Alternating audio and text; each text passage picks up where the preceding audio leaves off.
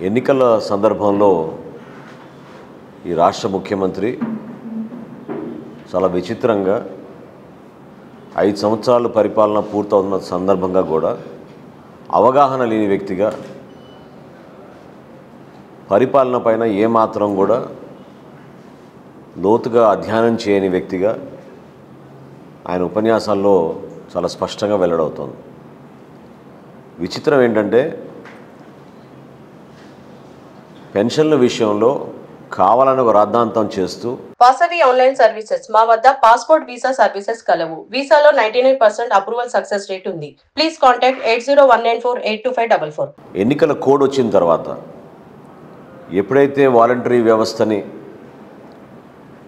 ఎన్నికల డ్యూటీలో పెట్టకూడదని election commission ఇచ్చిన నిబంధనని అది వస్తుందని కూడా వీళ్ళకి ఎప్పుడో తెలుసు. ఎందుకంటే అధికార యంత్రాంగం ఆ విధంగా అప్రమత్తం అయింది ముందే.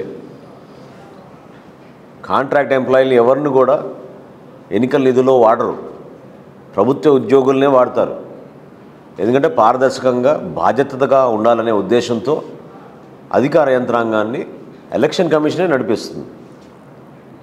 కానీ ప్రజల్లో మరొక్కసారి చివరి ప్రయత్నం మభ్యపెట్టే విధంగా రకరకాల ప్రాపగండా చేసుకుంటూ లబ్ధి పొందడానికి వీళ్ళు చేసిన ప్రయత్నం మాత్రం చాలా దుర్మార్గం. దాన్ని జనసేన పార్టీ మేము ఖండిస్తున్నాం. గ్రామ వార్డు సచివాలయాల్లో చట్టం తీసుకొచ్చినప్పుడు వాలంటీర్లు అనే పదం ఎక్కడ కూడా జగన్మోహన్ రెడ్డి గారి ప్రభుత్వం ఆ చట్టంలో వాడలేదు. కానీ వాళ్ళ కోసం సుమారు 1600 కోట్ల రూపాయలు ప్రతి సంవత్సరం వెచ్చించడమే కాకుండా ప్రోత్సాహకాల కోసం మరొక 300 కోట్ల రూపాయలు ఖర్చు పెట్టుకుంటూనే వస్తూ ఉన్నారు. గ్రామ వార్డు సచివాలయాల కోసం ఏమో 6000 కోట్ల రూపాయలు కేటాయించారు. అధికారులు వాళ్ళకున్న అనుభవం, వాళ్ళు కష్టపడి పనిచేసే మనస్తత్వం వీళ్ళందరినీ పక్కన పెట్టి ఈ వ్యవస్థ ద్వారా ప్రజల్లో భయభ్రాంతులు చేసి పెన్షన్లు వీళ్ళు పుట్టిన తర్వాతే పెన్షన్లు వచ్చినట్టు, వీళ్ళు ప్రభుత్వంలో వచ్చిన తర్వాతే పెన్షన్లు వచ్చినట్టు, వీళ్ళ ద్వారానే పెన్షన్లు పంపిణీ జరుగుతున్నట్టు వీళ్ళు చేసిన ఒక దుర్మార్గమైన ప్రచారం దయచేసి ప్రజలందరూ కూడా గమనించాలి. 85% మందికి 4వ తారీఖునికే పెన్షన్ ఎలక్షన్ కమిషన్ ఇవ్వగలిగింది. వచ్చే నెల మే 1వ తారీఖు కల్లా ఎట్టి పరిస్థితుల్లో కూడా అదే రోజునే రాష్ట్ర వ్యాప్తంగా అందరికీ పెన్షన్లు వచ్చేటట్టు ఎలక్షన్ కమిషన్ తగిన విధంగా ఏర్పాట్లు చేస్తోంది. ఈ సందర్భంగా నేను గుర్తు చేసేది ఏంటంటే జూన్ 4వ తారీఖున ఈయన మరొక్కసారి ముఖ్యమంత్రి అయితే తొలి సంతకం వాలంటీర్ వ్యవస్థను మరొక్కసారి నేను సంతకం పెడతా అని చెప్తున్నాడు. ఆ మాట మీరు చెప్పారా గతంలో వాలంటీర్లకి? మీ పదవి కాలం మే 31వ తారీఖున ముగిసిపోతుందనే మాట ఇప్పటి వరకు జగన్మోహన్ రెడ్డి గారు కానీ వైఎస్ఆర్సీపీ పార్టీ కానీ ప్రభుత్వం కానీ ఏనాడైనా చెప్పిందా? ఎందుకు మోసం చేశారు మీరు వీళ్ళని? 2,61,000 మంది వాలంటీర్లని పర్మనెంట్ చేస్తామని, జీతాలు పెంచుతామని, సౌకర్యాలు కల్పిస్తామని ఇన్ని నెలల నుంచి మీరు చెప్తున్న ప్రచారం ఈరోజు ఏమైంది? ఎందుకు ముఖ్యమంత్రి సడన్గా జూన్ 4వ తారీఖున నేను ప్రమాణ స్వీకారం చేయగానే మొట్టమొదటి సంతకం చేస్తాను ఎందుకు అంటున్నాడు ఈ రోజున? ఈ దుర్మార్గమైన దుష్ప్రచారం కాదా ఇది? మీకు ఏమైనా ప్రజలు మరొక్కసారి మీకు ఓటేసి గెలిపించే అర్హత మీకు లేదనే భావన మీకు ఎందుకు కలగదు? మీరేం చెప్పారు గతంలో? మొట్టమొదటి సంతకం జాబ్ క్యాలెండర్ చేస్తామన్నారు, మెగా డిఎస్సి అన్నారు. యువతకు ఎక్కడ మీరు ఉపాధి కల్పించారు?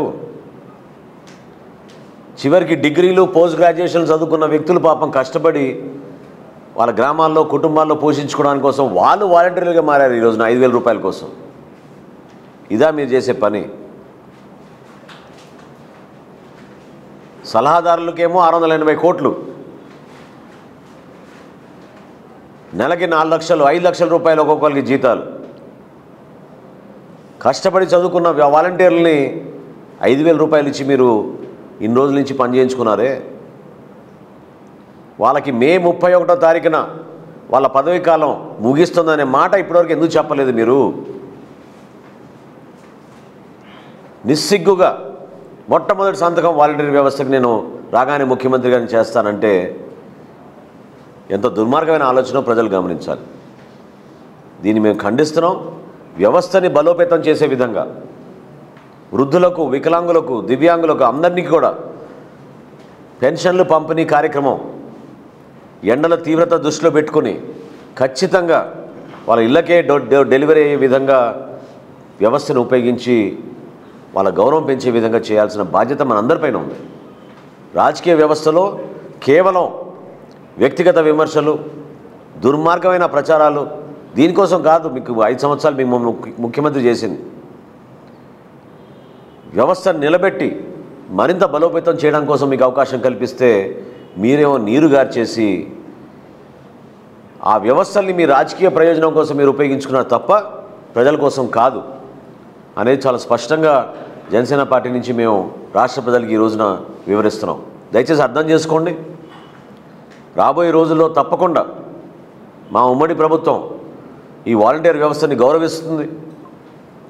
వాళ్ళకి ఇవ్వాల్సిన అవకాశాలు, వాళ్ళ ద్వారా చేయాల్సిన కార్యక్రమాలు అనేకం ఉన్నాయి. కానీ వీళ్ళు మాత్రం స్వార్థ రాజకీయాల కోసం ఉపయోగించుకుంటున్నారు మిమ్మల్ని అనే విషయం దయచేసి మీరు ఎవరు కూడా మర్చిపోబాకండి.